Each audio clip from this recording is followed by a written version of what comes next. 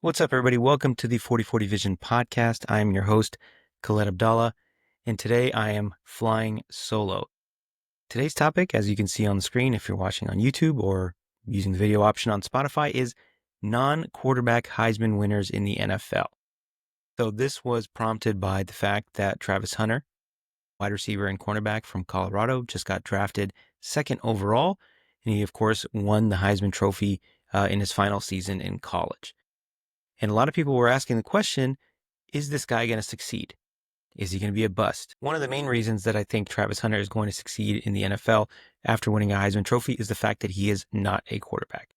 So when I was coming up for the idea for this podcast and doing some research, I was looking at obviously the quarterback winners of the Heisman, and there's a lot of them in recent history. I mean, Cam Newton, Tim Tebow, Johnny Manziel, and a lot of guys just did not succeed in the NFL. The main reasons, I think, because of that, or the main reasons for that is that the fact that the college versus NFL skill sets at quarterback have been so different over the years. Maybe now it's a little bit closer because colleges are running a very wide open spread offense. NFL teams are doing the same thing. NFL teams used to look for those prototypical drop back passers, those statuesque guys. Now they're looking for, more of those dual threat mobile quarterbacks. Think Lamar Jackson, Kyler Murray, Patrick Mahomes, Jalen Hurts, even Joe Burrow has a little scoot to him. So the fact that the need or the skill sets generally in college are just so different than what you look for in the NFL. I mean, the fact that colleges used to run the stuff like the veer offense, the option, some of those concepts have made it to the NFL, like the RPOs, but not quite the same thing. In general, schemes are a lot more complex at the NFL level. So if you're the quarterback, if you're running the offense, it's a lot different than being a wide receiver or a running back or a tight end or whatever these skill positions are. Generally it's running backs and wide receivers that are winning the Heisman. So the requirements are not as great. You don't need to know as many plays. You don't need to know the full extent of the offense. You just know your position, and that's fine. And just the fact that there's too many external factors that determine success at quarterback. There's been a lot of guys over the years that maybe would have succeeded in a better situation, or some guys that would have failed in a worse situation. Think about Jalen Hurts and some of the limitations that he came into the league with, but the fact that he's on the Eagles, which is probably one of the best organizations in the NFL. He has a scheme that's tailor fit to him. He has a lot of talent around him. Even someone like Patrick Mahomes, who came into the NFL with a lot of accuracy issues. I believe after his first or second year in the NFL, he said he still didn't quite know how to read a defense. But the fact that he got matched up with someone like Andy Reid, who brought out the best of his talent, it's a factor that you can't ignore. So if Patrick Mahomes went to, say, Carolina or Cleveland or one of these other, or Chicago, which was a big possibility back then, maybe he's not as successful. Obviously, he has a physical talent to succeed and excel, but that's not the only factor that matters at quarterback. Not that that's the only factor that matters for players in general, but I think it plays a much bigger role when it comes to the quarterback position than anywhere else. So what I did was I actually went through every single non-quarterback Heisman winner of the quote unquote modern era. So I went back about 50 years and I wanted to see what happened to them. Did these guys bust? Did they succeed in the NFL or USFL or whatever it was? And what essentially the hit rate was for these players to succeed at the NFL level. So the first name here on the list is Archie Griffin. So he is the only two-time Heisman winner. Went to Ohio State in the mid-70s, had incredible seasons for the Buckeyes. He ends up getting drafted in the first round, 24th overall by the Bengals. He was okay, never a star, and he's obviously more remembered for being, an all-time great college player than an NFL, legend or anything like that.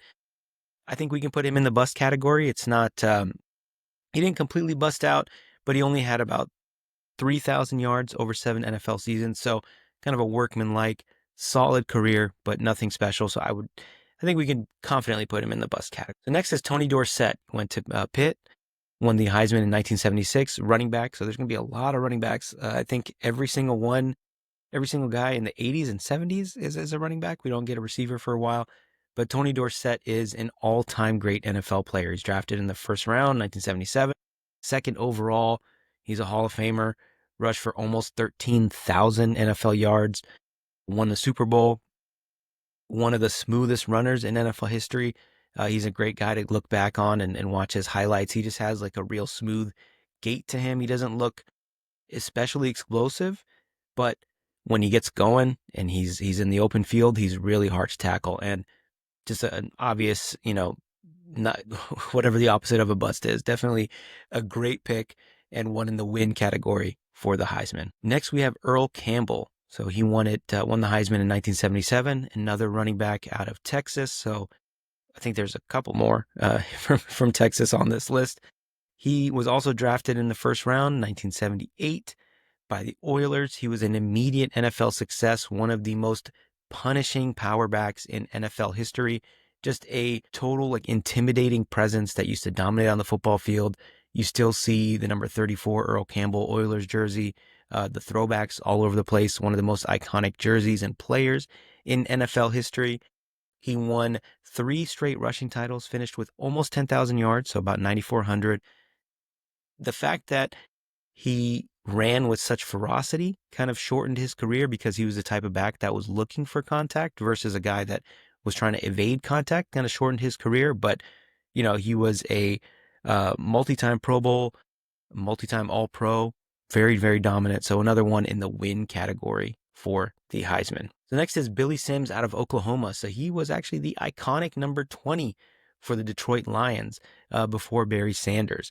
He was drafted again in the first round by a lot of these other guys, like a lot of these other guys.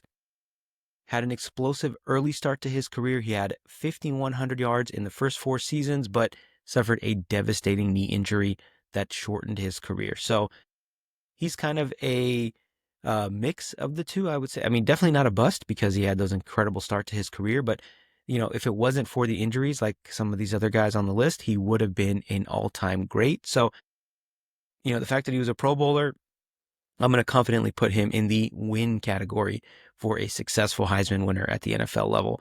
And again, he was the iconic number 20 in Detroit before Barry Sanders. So he, again, multi-time Pro Bowler and a great player overall. Got another running back here, Charles White out of USC, won the Heisman in 1979. So he was also drafted in the first round, 27th overall with the Browns. He struggled early, I should say, because of some off-field issues, which again is going to be a theme that we see in some of these other guys. He revived his career with the Rams. He ended up rushing for 1,300 yards in 1987 and won the rushing titles. He's a guy that overcame some of these personal issues and off-the-field issues. I would put him, unfortunately, in the bust category. He never got an All-Pro, never made a Pro Bowl, but he's a guy that, maybe if he wasn't in this era of, some of these off-field issues that were happening in the 80s, maybe he would have had a better career. But unfortunately, we're going to try to be a little stringent. And if you don't win an All-Pro, or if you don't make All-Pro team, or if you don't get to the Pro Bowl, we're going to throw you in that bust category, even though, again, he did win the rushing title in 1987 and could have been a great player if it wasn't for some of these off-the-field distractions. Another guy, so this name is not quite as familiar as some of the other ones, but George Rogers, another running back out of South Carolina. He won the Heisman in 1980. He had a strong rookie season, was a solid performer over the years.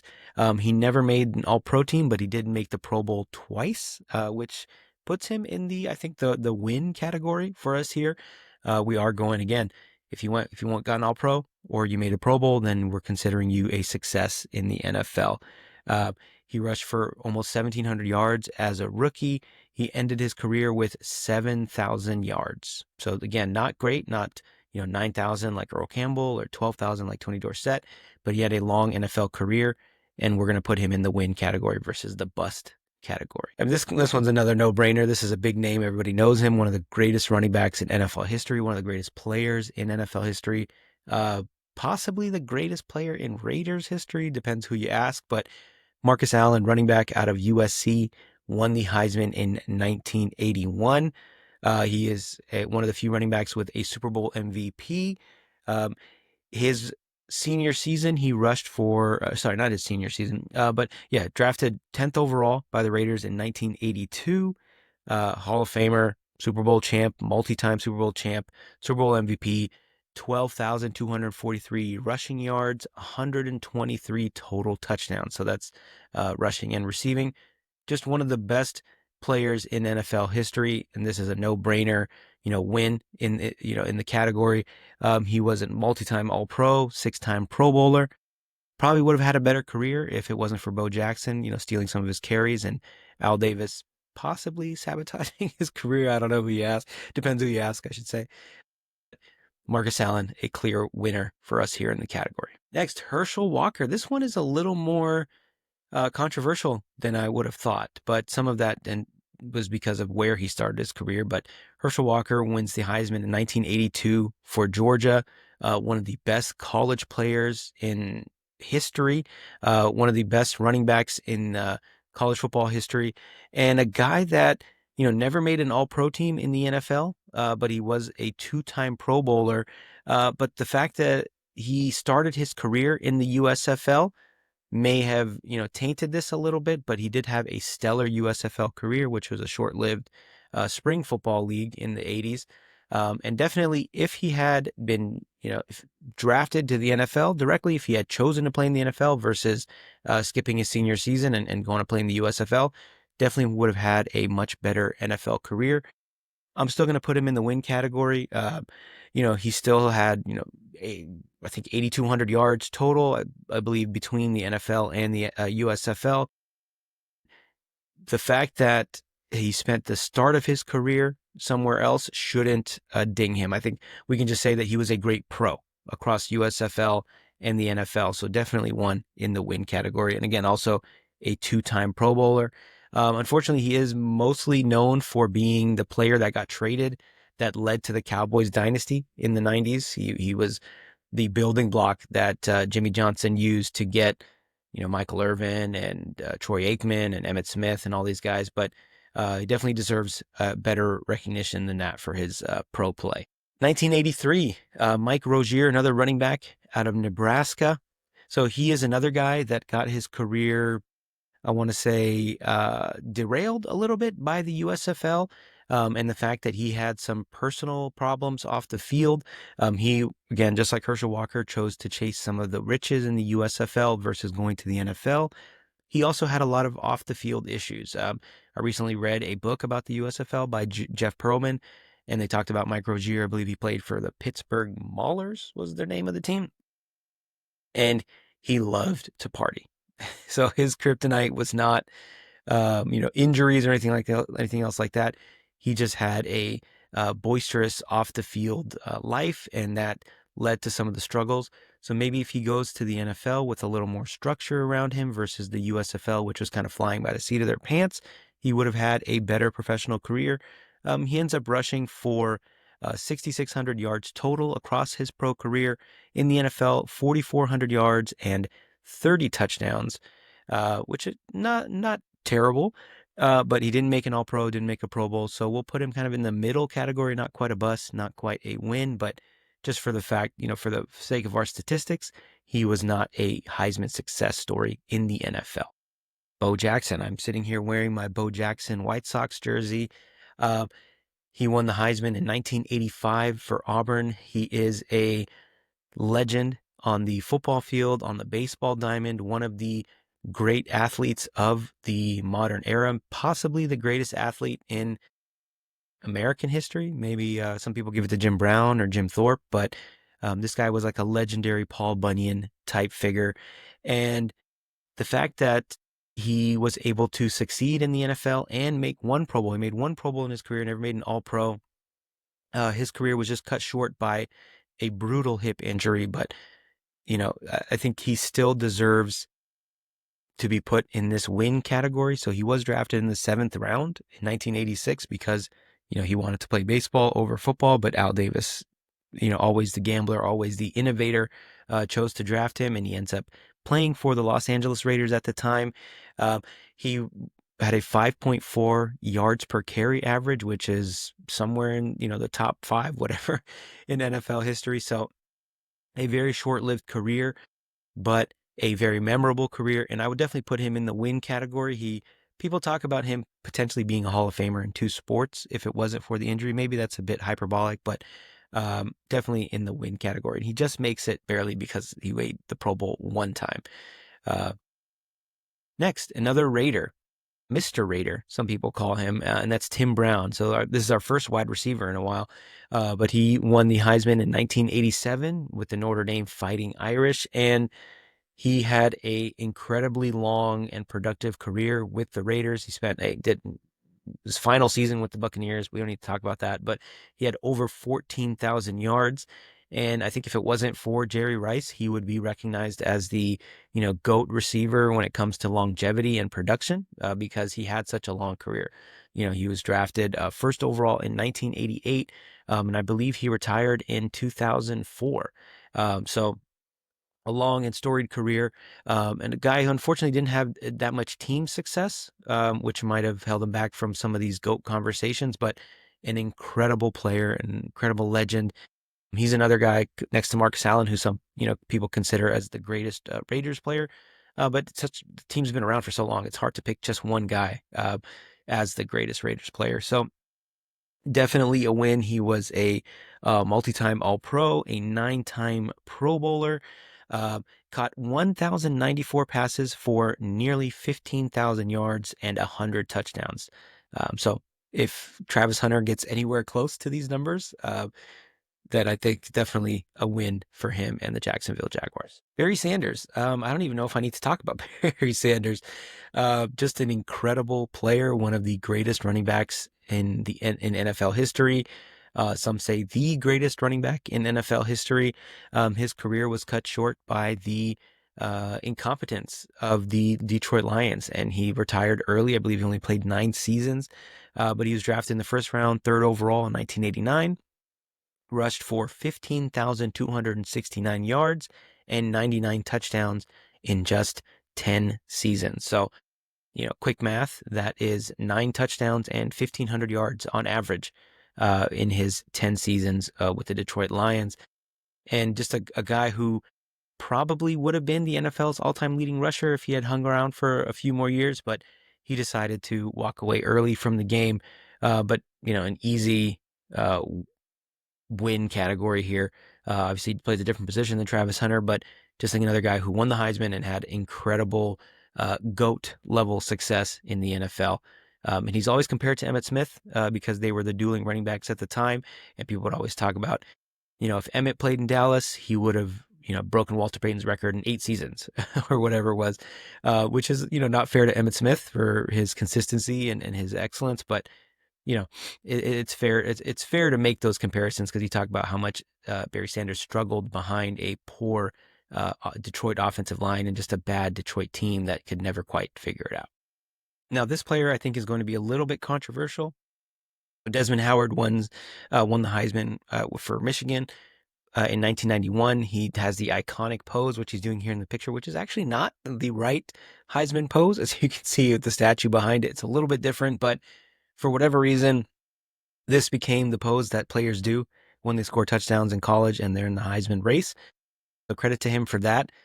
He had an interesting NFL career. He was drafted 4th overall, so definitely overdrafted for his contributions at the NFL level. He struggled as a receiver at the NFL level, but became an elite returner, one of the elite returners in NFL history. You think about him, Devin Hester, Dante Hall, Brian Mitchell, I believe was the guy in Washington for a long time. So just one of the elite return men. And he actually did make an All-Pro and a Pro Bowl as a returner. So I wouldn't put him in the bust category, but not quite in the win category. He's another one that's like in the middle. But just by virtue of the fact that we're looking at All-Pros and Pro Bowls, he did do that. He did achieve that. So we do put him in the win category for, again, Heisman success in the NFL. Rashaan Salaam. So he won the Heisman in 1994 with Colorado. So a lot of people don't know that Colorado had a previous Heisman winner before Travis Hunter, just because the program has struggled so much in the 2000s or in the modern era. But he was an all-time great college running back. He had 2,055 yards his senior season and 25 touchdowns. So an incredible player at the college level. Unfortunately, he is in the bust category. So he was drafted by the Chicago Bears, 21st overall, rushed for over 1,000 yards as a rookie, but he's most famous for his fumbling issues and some off the field personal issues that really derailed his career and cut his career short, unfortunately. So no Pro Bowls, no All Pros for this fella. So definitely one in the bust category, which is not a great sign if you're talking about Colorado Heisman winners. But, Travis Hunter's he's not a running back, and he doesn't seem to have any off the field issues or any personal problems like this. So he should be okay. 1995. So Eddie George wins the Heisman for Ohio State in 1995. Another guy that's just an all-time college player, rushed for nearly 2,000 yards, 24 touchdowns. He is one of the most durable and consistent running backs of the mid-90s and early 2000s. Never won a Super Bowl, but got close with the Titans. He was a really fun part of those Oilers and Titans teams with Steve McNair. Just an iconic player with, his bald head and his massive shoulder pads all the time. And he just looked like he was carved out of granite. Just one of those players that you just marvel at his physicality and his physical ability. He was an All-Pro, made the Pro Bowl 4 times. He ends up rushing for 10,441 yards. And again, 4 Pro Bowls. Anytime you reach that 10,000 mark, that is just an easy benchmark of someone that had not just a good career, but a great career, especially at the running back position where the shelf life is so short. The average NFL running back is probably in the league for, 3 years or less. So the fact that he was in the league for as long as he was and as successful as he was with, Houston or Tennessee, and then he finished his career with the Cowboys, is that cameo.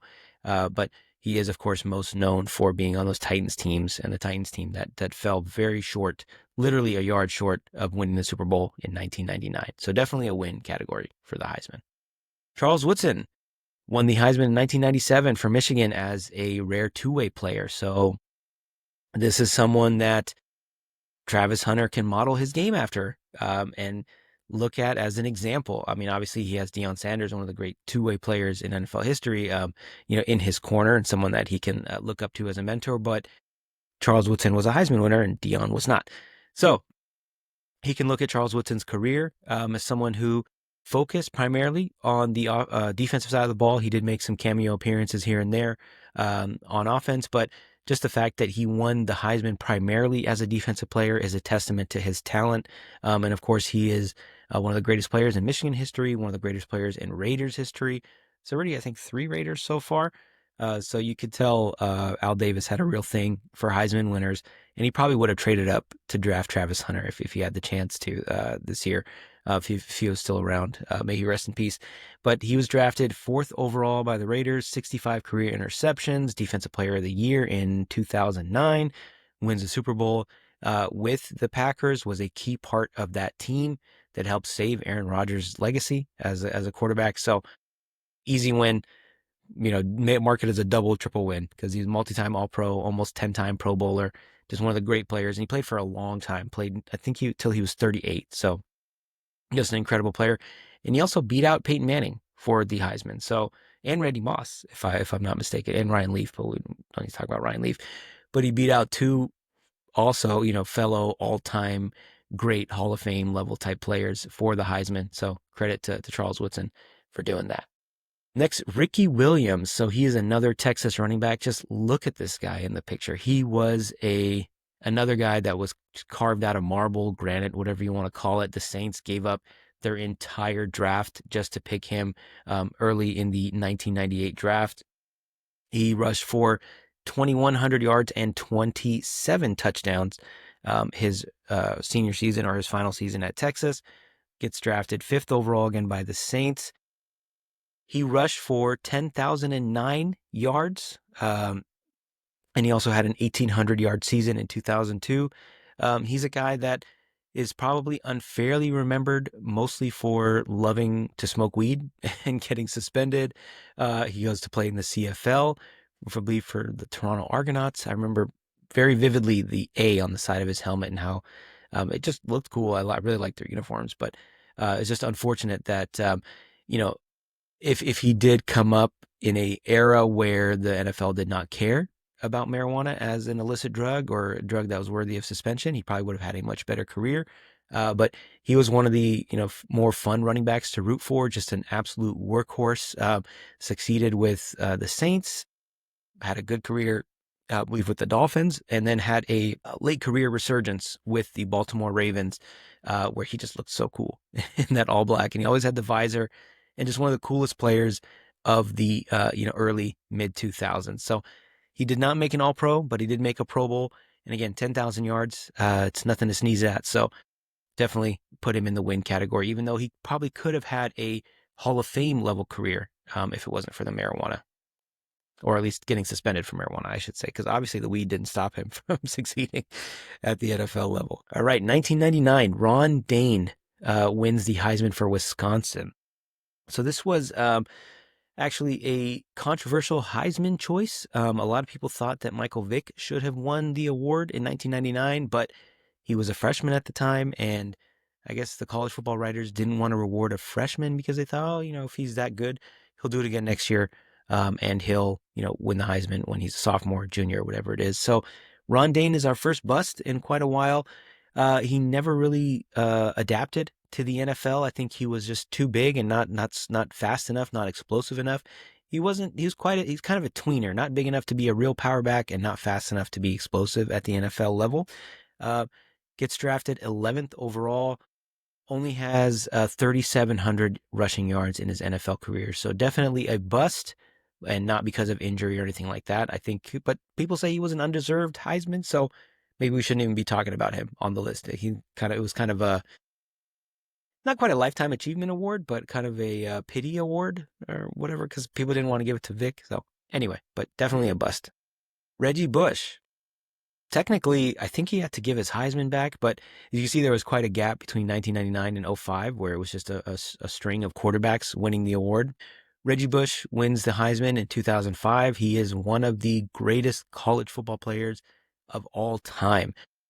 One of the most exciting, one of the most explosive. The guy was must-see TV. People thought he was going to have a Barry Sanders, Walter Payton type career in the NFL. He ends up, he was a well-deserved Heisman winner. He rushed for, almost 1,800 yards, 500 receiving yards, 18 touchdowns. He gets drafted second overall by the New Orleans Saints. Some people thought he was going to go first, but the Texans end up taking Mario Williams, who had a solid NFL career. But he played in the NFL for a long time.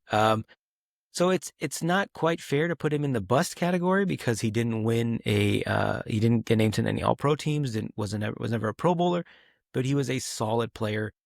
He had 9,000 scrimmage yards over 11 seasons, and maybe that was kind of the problem, is that he was more of a versatile back versus he's more of a specialist, I should say. He had a lot of receiving yards. He was a great receiver out of the backfield. There were some plays where he brought back some of that college brilliance, but the gap between him and the college defenders was just obviously, much bigger than the gap between him and NFL defenders. So he wasn't able to take advantage of his explosiveness and speed and all that quite as much at the NFL level. But he was still a good player for 11 seasons. But again, not a Pro Bowler, not an All-Pro, but a solid NFL career. Next, Mark Ingram. So another player for the Saints. So Mark Ingram wins the Heisman in 2009 for the Alabama Crimson Tide. You're going to see a lot of Alabama players now. This was kind of the start of the Nick Saban era, where he was starting to get some of the most talented players in the country to come play for him. And he was a well-deserved Heisman, 1,650 yards that season, 20 touchdowns. He gets drafted 28th overall. He was a consistent power back. I believe he's still the leading rusher for the New Orleans Saints in their team history. 8,000 career rushing yards, 65 rushing touchdowns, three Pro Bowls. He had a late career resurgence with the Baltimore Ravens, kind of a second chapter of his career with the Ravens and Lamar Jackson. And he was a precursor to Derrick Henry and Lamar Jackson on those, in that dangerous rushing attacks. Another win for him, a good pro, almost great, not quite Hall of Fame, but he might be, in the Saints Ring of Honor, one of these days. So another big gap from 2009 to 2015 between non-quarterback Heisman winners. So Derrick Henry, another Alabama running back, wins it in 2015. He had 2,200 yards, 28 touchdowns, a very dominant college player that is now a dominant NFL player. So there were some doubters, because usually a guy like this would have gone, top 5, top 10 in another era. But he ends up getting drafted 45th overall. In 2016, he becomes the NFL rushing champ twice in 2019 and 2020. He also has a 2,000-yard season. He is still trucking one of the best running backs in the NFL, despite being 30 years old. He is a guy that took a little bit of time to get started. I believe his rookie and sophomore season in the NFL were not spectacular. Just took him a little bit of time to get settled for whatever reason, maybe just a matter of opportunity. But once he got that opportunity, he again became one of the best, most explosive running backs in the NFL. He's just a rare combination of power and speed that we probably haven't seen since like Bo Jackson or Eric Dickerson, which he's who he's often compared to because of that upright running style. But just an absolute monster of a running back, and again another win in the success category. He has been an All-Pro and is a 3-time Pro Bowler, as of now. And who knows, he'll probably make a couple more Pro Bowls because he seems to be immune to the cliff that most NFL running backs fall off after 30. Another big gap from 2015 to 2020.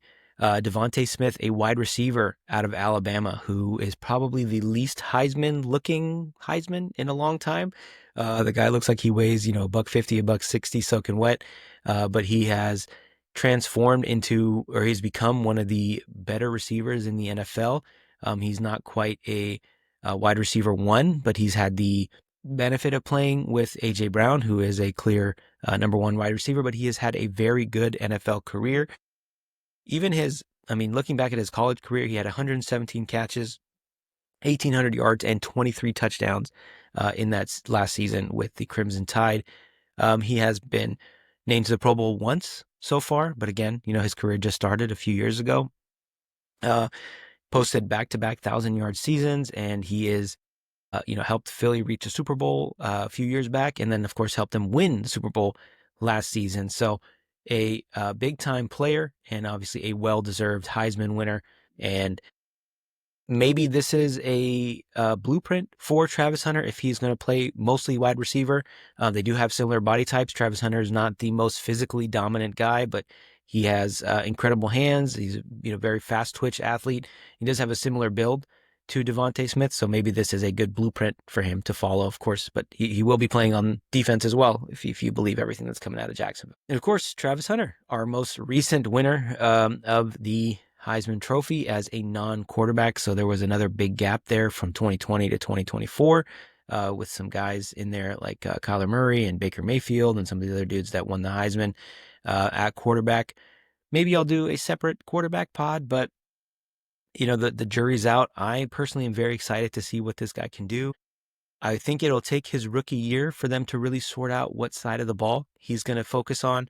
I think he's going to start, playing both ways on a Jacksonville team that is in need of some excitement on both sides of the ball. He will have the benefit of not being wide receiver 1, thanks to Brian Thomas, which is going to take a great deal of pressure off of him. But he is probably already the best defensive back in Jacksonville. So the expectations are super high for him, but I think he's going to fill those shoes. I think he's going to live up to the hype. He's a good person, it seems like. He doesn't have any of these off-the-field issues. A lot of people talk about his girlfriend or fiance or wife or whatever. All that aside, he does seem like a good kid who has a good head on his shoulders, and I think that is something he doesn't have to worry about. On the field, he does seem like a generational talent, and I think he's going to turn Jacksonville into must-see TV. So just like some final stats. So there's been 24 non-quarterback Heisman winners since 1975. 9 of them were named to the first team All-Pro, so we're going to be a little bit more stringent. So that means 30%. So, Travis Hunter has a 30% chance of being a first-team All-Pro. There is also a second-team All-Pro, which some of these guys made, which does help the case. And there's been 19 Pro Bowlers, so 63%, which is pretty high. So he has a 63% chance, if you believe this, of being a Pro Bowler, and a 30% chance of being an All-Pro, which is pretty good considering, how risky the NFL draft is.